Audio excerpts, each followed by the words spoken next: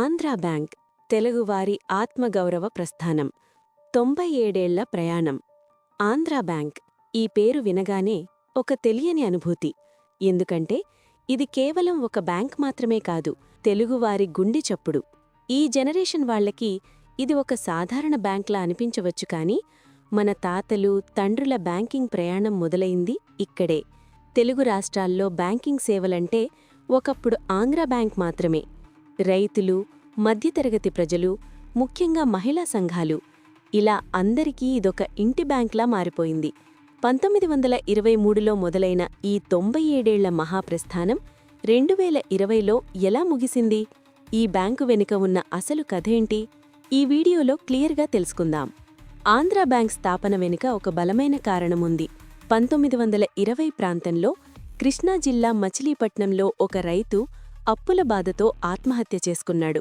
ఆ రైతు పడుతున్న బాధను, బ్రిటిష్ బ్యాంకుల వేధింపులను గమనించిన భోగరాజు పట్టాభి సీతారామయ్య గారు చలించిపోయారు. మన తెలుగువారి కోసం, మన రైతులకు అండగా ఉండేలా ఒక స్వదేశీ బ్యాంకుండాలని ఆయన కలలు కన్నారు.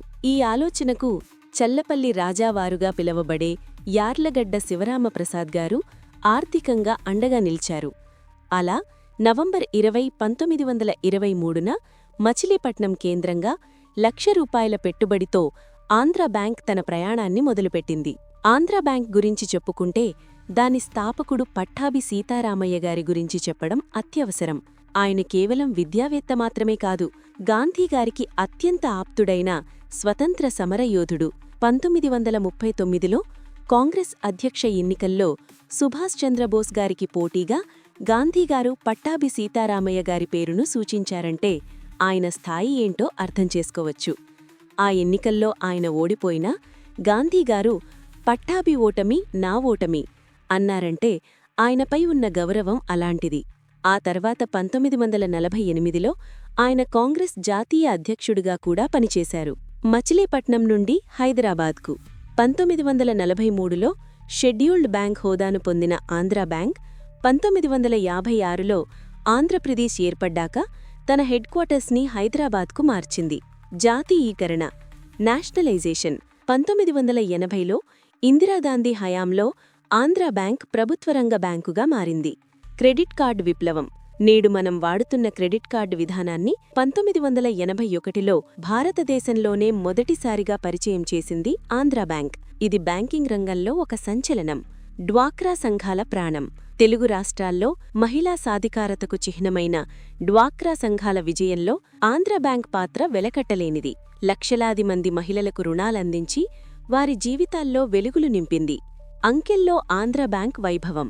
2019 నాటికి ఆంధ్రా బ్యాంక్ ఏ స్థాయిలో ఉండేదో ఒకసారి చూడండి.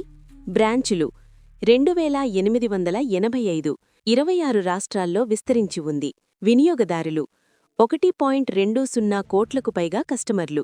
ఉద్యోగులు 21,400 మంది. డిపాజిట్లు దాదాపు 494 బిలియన్లు.